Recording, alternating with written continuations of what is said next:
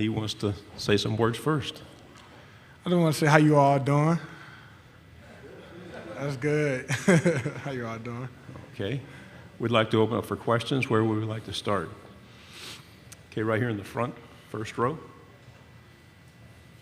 Mekhi, Clint Schweitzer, Starcade Media in Missouri, where you used to play. Yes, sir. St. Louis, right? So Yes, sir.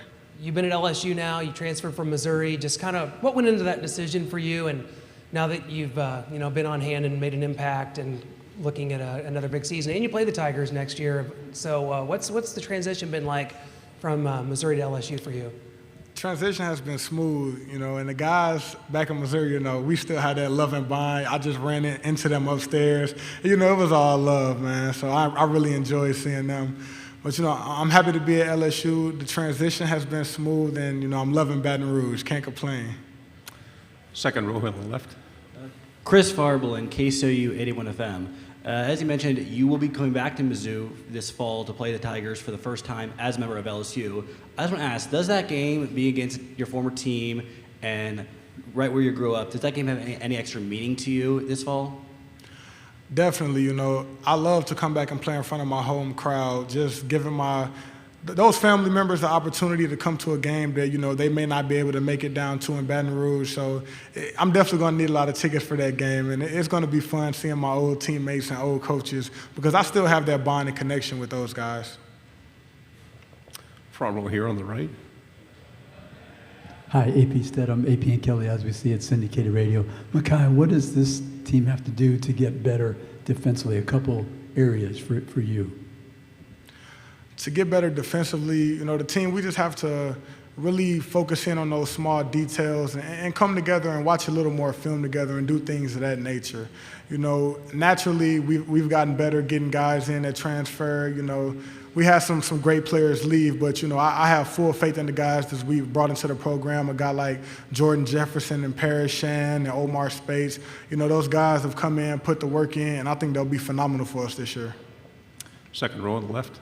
Billy Jones, KCOU 88.1 FM Columbia. I was going to ask, along those lines, you lose the two bookends on your defensive line. I was curious how you think those freshmen that you brought in, obviously Womack and Jackson Howard, and then, of course, the transfers, how you think defensive ends are coming along and how good do you think this defensive line can be next year?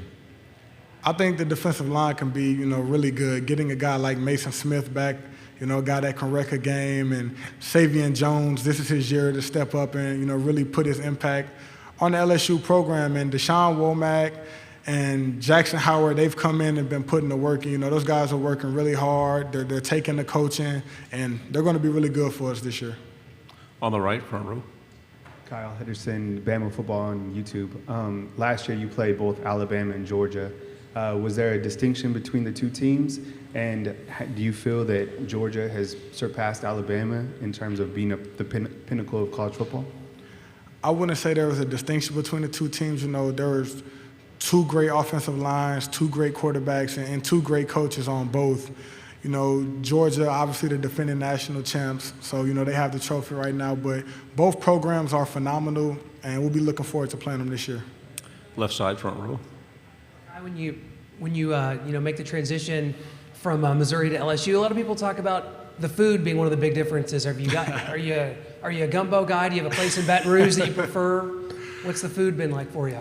The food has been phenomenal. This is definitely a place that I haven't had a problem keeping my weight on.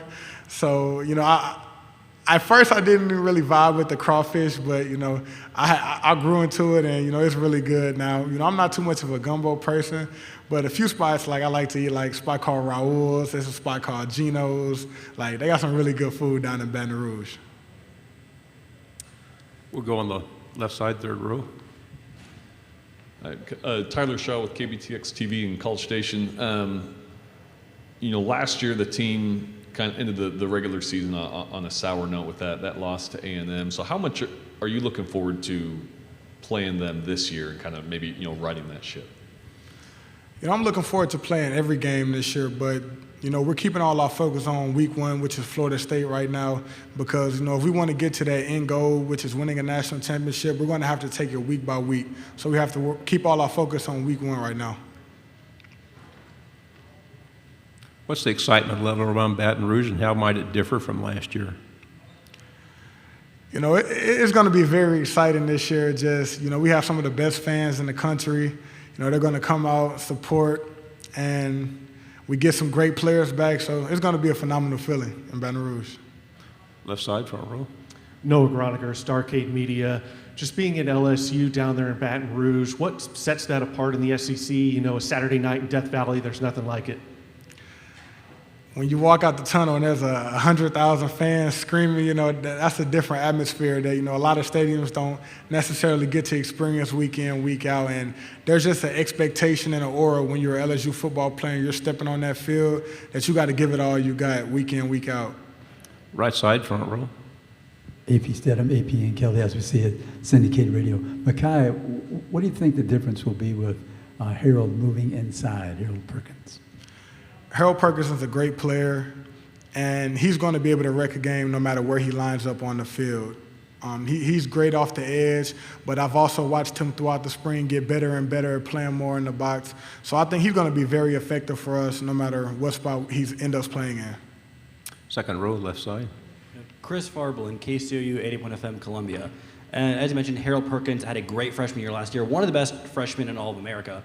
I want to ask you, was there a moment, whether it was in a game or in practice, where you saw him and you realized that even with all the great athletes you have there, that he's really a special, just one-of-a-kind player? Yes, it was actually the practice before the Mississippi State game, the game where he really exploded onto the scene. We were doing some pass rush drills, and he came down with the defensive line that day, and just, like, he lined up, and we had never seen nobody on the defensive line just come around the corner and bend like that. And when it happened, we were all surprised, but little did we know he had it the whole time, and he showed it that week. Go on the third row, left side. Just around campus, having women's basketball and baseball and the national championship you guys have brought this year. I mean, how exciting is that as a student athlete? And then, obviously you guys want to finish this year like that as well, football.